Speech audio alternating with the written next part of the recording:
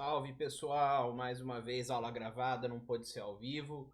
O YouTube tá de tiração com a gente, tá trolando aqui e fica travando, uma porcaria, né? Então tô gravando a nossa videoaula de hoje, vai ser rápido, tá? Eu até adiantei a parte da correção, eu já deixei pronto, então a gente só vai comentar, não vou perder tempo escrevendo e vai ser rapidinho, tá? Bom, vocês vão saber quanto tempo vai durar porque vai ter o tempo aí embaixo, né? Então vamos lá, vamos dar uma olhada aqui nas atividades que a gente tem da videoaula 15, né? Que era o governo geral e as missões. Então você ia pôr seu e-mail, série, aquele monte de coisa que você já sabe, né? Então a 1 falava o seguinte: leia a frase a seguir. Com o fracasso do sistema de capitanias hereditárias, Portugal decide extinguir a divisão do Brasil em capitanias em 1548, implantando uma democracia geral. A frase contém dois erros históricos. Quais são eles? O primeiro erro histórico, pessoal, é isso aqui, ó.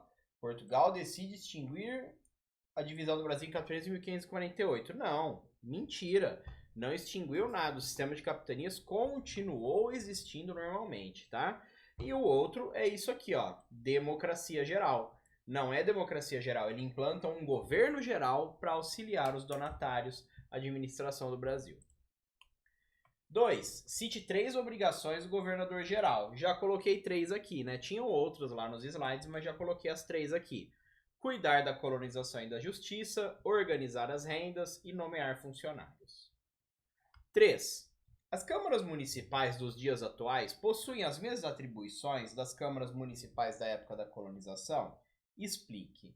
Eu já coloquei, pessoal, isso tem que estar bem na cabeça de vocês, né? Vocês já sabem o que faz uma câmara, o que faz uma prefeitura hoje, né?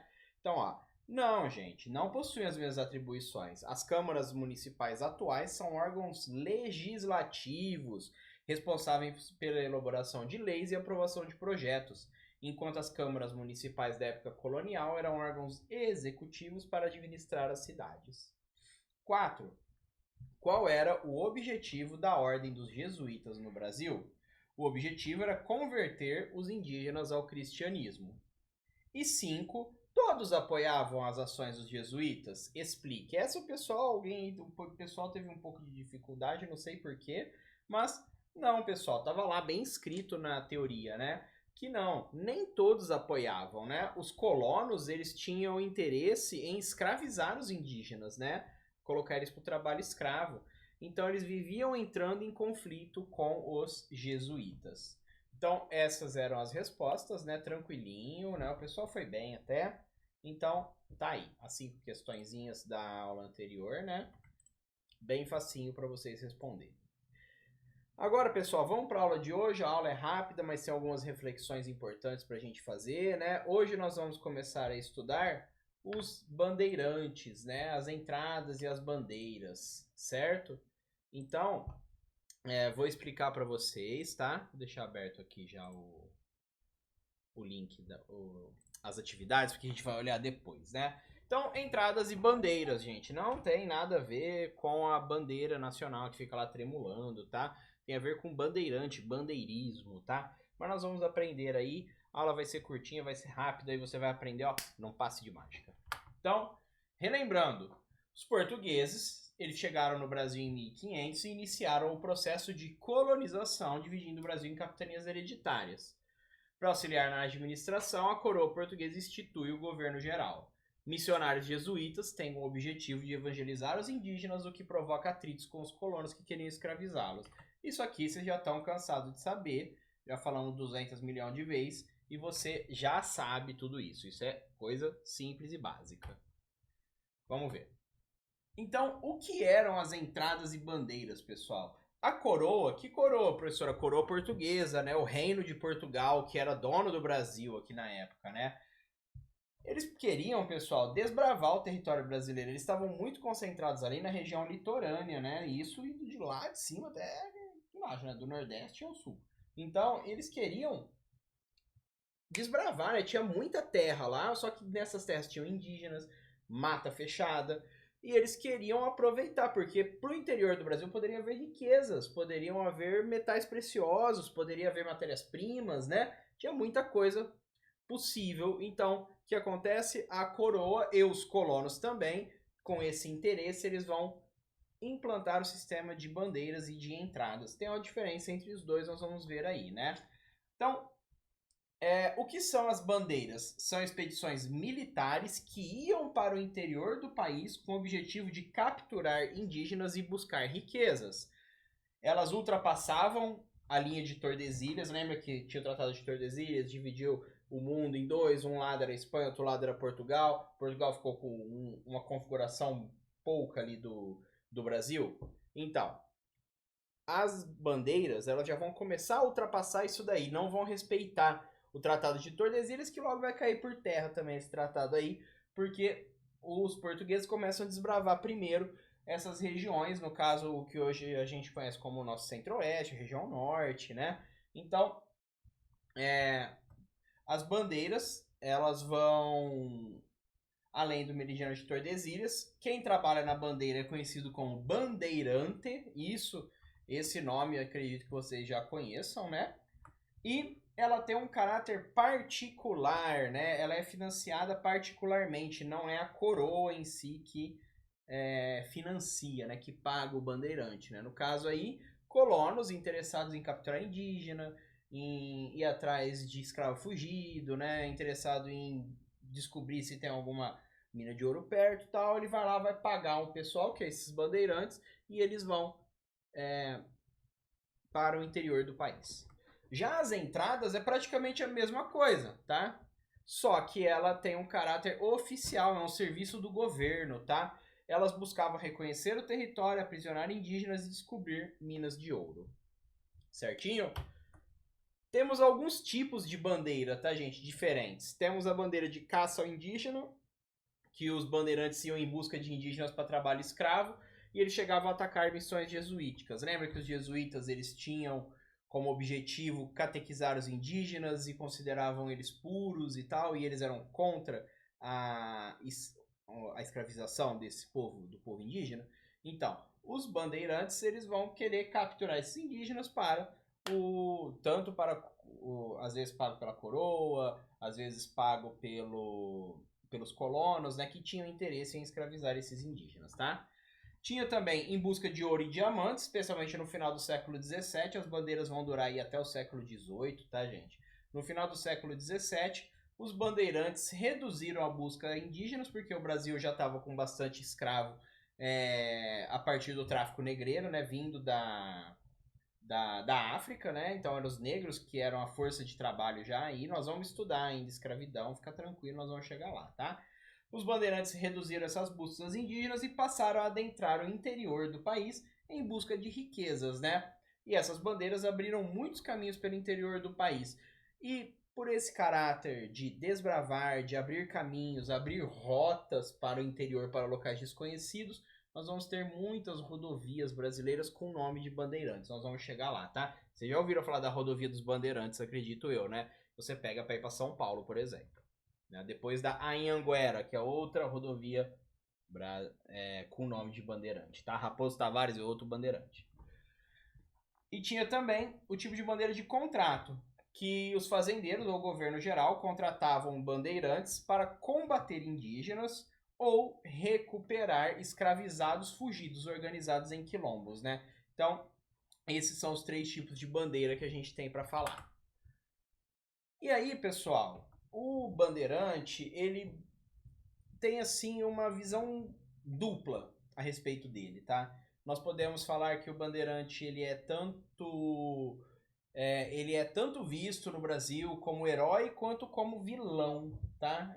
As duas coisas, ele é visto em momentos diferentes e por pessoas diferentes, dependendo sobre o que a gente está falando, tá?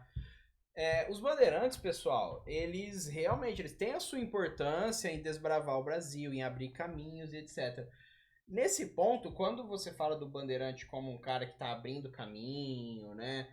E desbravando o Brasil e derrubando a mata para o progresso chegar ao interior, ele é visto sempre como um herói nacional, tá? Inclusive com exaltação por todo lado, tá? Com monumento, com estátua, nome de cidade, nome de rodovia, né? Então a gente tem esse tipo de coisa. Só que ao mesmo tempo a gente viu que o Bandeirante, ele também fez coisas terríveis, né? Eles eram homens cruéis, tá, gente? Por quê? Prendia indígena, atacava a missão jesuítica, ia atrás de escravo fugido. Então eram pessoas de violência, tá? E nesse ponto ele é visto como vilão, tá? Então ele tem essa visão dupla a respeito dos bandeirantes, tá? Aí cada um tem a sua ideia, tá? Em história a gente não costuma falar de bonzinho, malvado, né? Não tem muito isso, né? São seres humanos com propósitos humanos, falhas humanas e atitudes humanas, né? E maldades humanas também, né? Mas a toda essa mistificação, né? A memória do Bandeirante, ela é construída de uma maneira bastante mítica, né? É um mito do Bandeirante, né? O Bandeirante como um homem da civilização, como um homem que está é, sempre em busca do progresso e tal. Então, inclusive a forma como os bandeirantes são retratados no Brasil, em pinturas que são sempre posteriores, tá? As primeiras pinturas dos bandeirantes foram feitas quase 100 anos depois que os bandeirantes já pararam de fazer as suas expedições, né? Então, numa forma de exaltar a nação, né, exaltar o Brasil, né, eles vão ser pintados como verdadeiros heróis e por muito tempo vai permanecer essa ideia de que os bandeirantes eram heróis até que começa a se questionar. Peraí, mas o cara matava indígena, o cara aprisionava indígena, escravizava indígena. Ele é herói aonde? Ele ia atrás de negro que estava fugindo da escravidão. Onde esse cara é herói? Então, a gente tem esses problemas, tá? Inclusive, olha só, essas duas são pinturas de bandeirantes, tá? Feitas posteriormente, né? Eles são representados sempre bem vestidos, né? Vocês veem que eles estão aí vestidos ricamente, né? Olha essa segunda imagem aí, o cara tá até com uma capa, né? Um chapéuzão, né? Estão sempre aí com essa expressão. E sempre assim com essa expressão de poder, né? Eles sempre calçados, né? Mas hoje a gente sabe-se, através das pesquisas históricas, que esses caras não se vestiam assim, não, gente. Eles usavam roupas muito simples e a maioria andava descalço. Não eram tão diferentes, por exemplo, do indígena, tá? Então, essa visão deles serem essa figura de poder e tal, ela é posterior e ela é implantada, tá? Praticamente inventada esse tipo de imagem igual vocês estão vendo aí na foto, tá? Então a gente tem que tomar cuidado aí com esses mitos, né? Do lado, uma rodovia, né? Na verdade, uma placa mostrando a Bandeirantes e a Anhanguera, pessoal. A Anhanguera foi um bandeirante, tá? A Anhanguera significa, na língua indígena, diabo velho, porque ele era conhecido por ser extremamente cruel e um genocida, que era extremamente cruel e matava indígena, tá, gente? Era o nome que os próprios indígenas deram para o bandeirante chamado Bartolomeu Bueno da Silva, devido à sua crueldade. Então, olha só, um cara cruel que matou um monte de gente, ele é alçado a herói e ganha até nome de rodovia. Então, assim, a gente tem que tomar cuidado com os símbolos que as pessoas dão pra gente. Fala assim, ó, esse cara foi um cara bonzinho. Não, peraí, deixa eu dar uma olhada, né? Se foi realmente tudo isso e tal. Então, por isso é importante a gente estudar, tá? Duas rodovias ali com nomes de bandeirantes, né? Porque os bandeirantes abriam caminho, então, opa, abrimos uma rodovia aqui, vamos dar o nome do bandeirante, porque é bacana, né? Histórico e tal. Mas a gente tem que pensar um pouquinho, tá? Bom, pessoal, vamos dar uma olhada nos nossos exercícios agora, que a gente tem para fazer. É rapidinho, são só 4, tá? Então a primeira é o que eram as bandeiras. A segunda, o que eram as entradas. A terceira, quais eram os tipos de bandeiras. E a 4 é uma questão para você pensar um pouco, tá? Os bandeirantes são pintados, ou seja, são retratados, são falados sobre, ora como vilões, ora como heróis, dependendo do propósito de quem os está retratando. Você acha que os bandeirantes estão mais para heróis ou mais para vilões? Ou nem heróis e nem vilões? Outra coisa, talvez. Elabore sua resposta, faça uma explicação do motivo para acreditar que eles eram ou heróis ou vilões. Então aqui é o seguinte, essa 4, pessoal. Se você escrever só eram heróis, eram vilões, eu vou dar errado, tá? Porque era uma resposta elaborada. Tudo bem? Estamos combinados? Lembrando, dúvidas, venham falar comigo, certinho? E chegamos ao final, conhecemos sobre os processos de desbravamento do interior do Brasil, que são as entradas e as bandeiras, vimos os tipos de bandeiras que os bandeirantes empregavam e refletimos sobre a condição do bandeirante no imaginário popular, ou seja, na imaginação que ficou do brasileiro, né? Os exercícios estão na descrição, clica lá no link, coloca o e-mail válido e faz no prazo. Beleza, pessoal? Então, se você tiver alguma dúvida, pode vir falar comigo, eu vou atender todo mundo, sem distinção, tá bom? E é isso aí. Agradeço a audiência e até a próxima. Falou!